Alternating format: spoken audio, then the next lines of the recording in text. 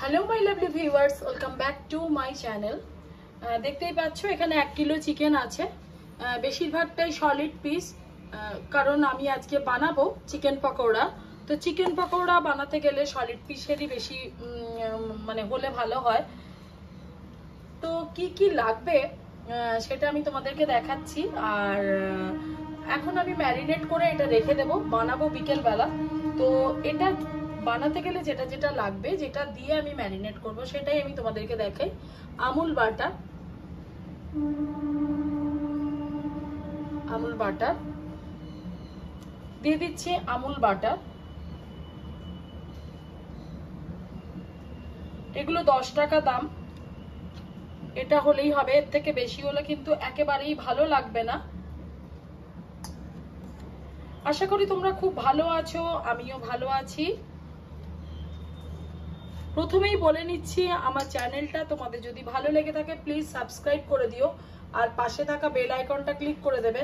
আমার সমস্ত নতুন নতুন ভিডিও নোটিফিকেশন তোমাদের কাছে পৌঁছে যাবে। তোমরা লাইক, কমেন্ট আর শেয়ার করবে। এবার লাগবে ডিম,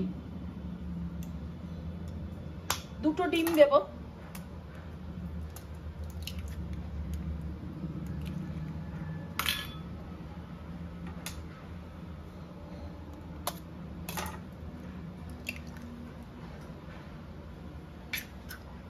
আর দেব কিছুটা লবণ, পরিমাণ মতো লবণ দেব,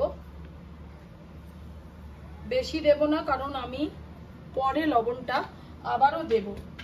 কিভাবে দেব, কখন দেব তোমাদের দেখাবো। আর দিচ্ছি ব্ল্যাক পেপার, গোলমরিচের গুঁড়ো। এটা না হলে তো চিকেন পকোড়া হবেই না। এবার এটাকে খুব ভালো করে মেখে আমি রেখে দেব নর্মাল ফ্রিজে।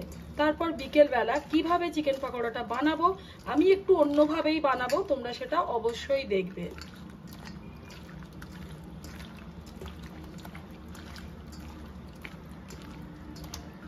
আমার চ্যানেলটা তোমাদের যদি ভালো লেগে থাকে প্লিজ সাবস্ক্রাইব করে দিও, আর পাশে থাকা বেল আইকনটা ক্লিক করে দেবে। আমার সমস্ত নতুন নতুন ভিডিও নোটিফিকেশন তোমাদের কাছে পৌঁছে যাবে। তোমরা লাইক, কমেন্ট, শেয়ার করবে।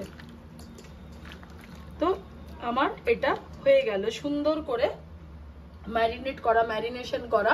এবার এটাকে আমি নর্মাল ফ্রিজে রেখে দেবো। তারপর বিকেল বেলা যা করা সেটা আমি করব, তখন আমি তোমাদের সাথে আবারও কথা বলবো।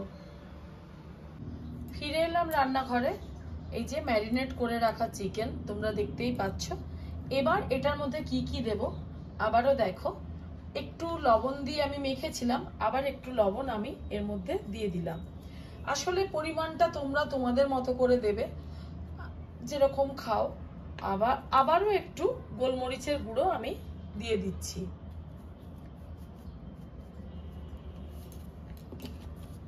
এবার দেব একটু চিলি ফ্লেক,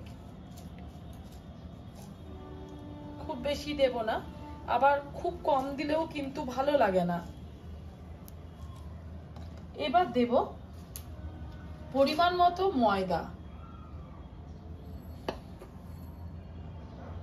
1 চামচ, 2 চামচ, 3 চামচ, 4 চামচ, 5 চামচ। এবার দিচ্ছি কর্নফ্লাওয়ার, পরিমাণ মতো কর্নফ্লাওয়ার। তারপরে খুব ভালোভাবে আমি এটাকে মেখে নেব, যেন একটা খুব ভালো কোট তৈরি হয়। জল দেব না, কারণ ডিম তো দেওয়াই আছে। আশা করি তোমরা সেটা দেখে বুঝতেই পেরেছো।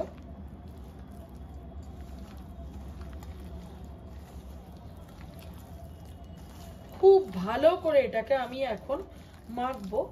যদি জলের দরকার হয় তো আমি একটু দুধ এর মধ্যে ব্যবহার করব। আজকে কিন্তু আমি জলটা একেবারেই ব্যবহার করব না। তো এটাকে আমি এখন মেখে নিই। দেখতেই পাচ্ছ আবারও একটু কর্নফ্লাওয়ার দিলাম। তো আবার এটাকে আমি মেখে নিচ্ছি। দেখে বুঝতেই পেরেছো আমি কেমন মেখে নিয়েছি, কেমন সুন্দর করে। এবার আমি এটাকে সাদা তেলে ভেজে নেব, তারপরে আমি পরিবেশন করে দেখাবো। আজকে চিকেন পকোড়াটা আমি কেমন করে বানালাম, মানে কিভাবে বানাচ্ছি একটু তো অন্যরকম। এখানে আমি পেঁয়াজ, আদা, রসুন কোনো কিছুই দিইনি, কাঁচা লঙ্কাও দিইনি। আমি দিয়েছি গোলমরিচের গুঁড়ো আর একটু চিলি ফ্লেক মানে শুকনো লঙ্কার গুঁড়ো আর অল্প লবণ আর মাখন দিয়ে আমি এটাকে মেখেছি। তারপরে ব্যাটারে দিয়েছি, ডিম দিয়েছি, ব্যাটারে দিয়েছি কর্নফ্লাওয়ার আর এমনি খাওয়ার ময়দা। তো এটাই হচ্ছে আজকে চিকেন পকোড়ার রেসিপি। এবার আমি কড়াটা বসিয়ে দিচ্ছি, রান্নাঘরে যাচ্ছি, কড়াটা বসিয়ে দিয়ে তারপর আমি তোমাদের সাথে আবারও কথা বলছি। তোমরা দেখে নাও কেমন সুন্দর এটা হয়ে গেছে চিকেনটা। এবার আমি এটা কিন্তু ভাজবো। তেল গরম হয়ে গেছে, গ্যাসটা কমিয়ে দিচ্ছি। এরপর আমি এক একটা করে চিকেন পিস আমি দিয়ে দিচ্ছি। গ্যাসটা বাড়িয়ে ভাজলে কিন্তু পুড়ে যাবে, কিন্তু ভেতরটা হবে না।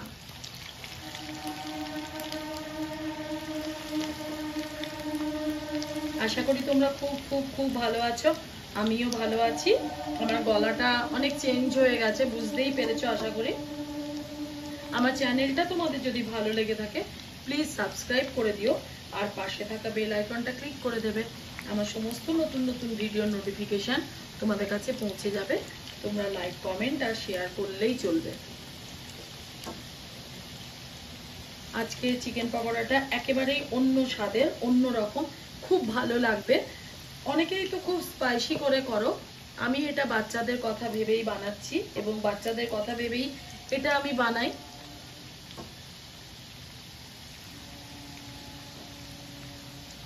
এই কটাই হোক।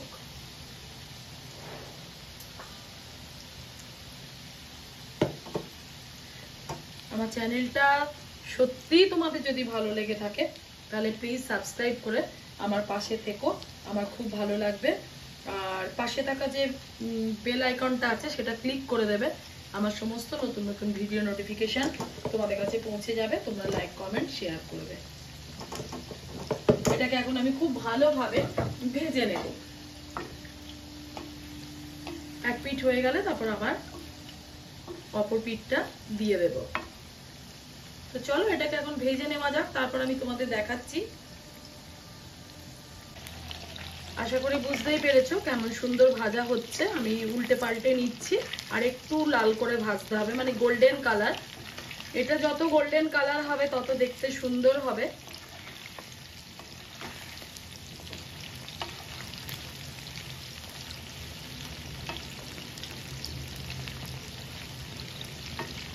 আর একটু ভাজা হবে, তারপর আমি তুলে নেব এটাকে।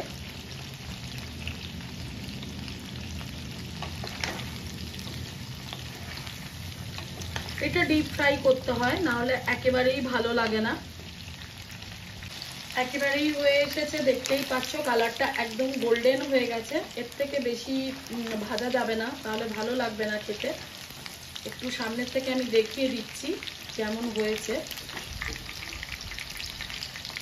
এইরকম হবে, দেখো দেখা যাচ্ছে কিনা।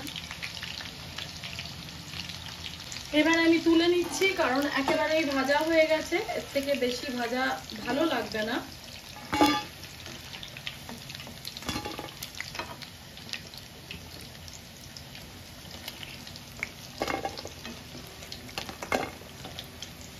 আর কিছুটা আছে, আমি একটু পরে সেটা ভেজে নেব।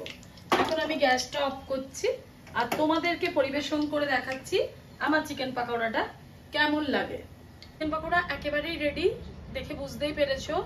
আমি পেঁয়াজ নিয়ে নিয়েছি, তোমরা এতে সস নেবে, বাড়িতে বানানো সস বা কেনা সস, আর সস ছাড়াও খেতে পারো, কাসুন্দির সাথেও খেতে পারো, খুবই ভালো লাগবে। চা বা কফির সাথে সন্ধ্যাটা একেবারেই জমে যাবে যদি এই ধরনের চিকেন পাকোড়া বানিয়ে নেওয়া যায়।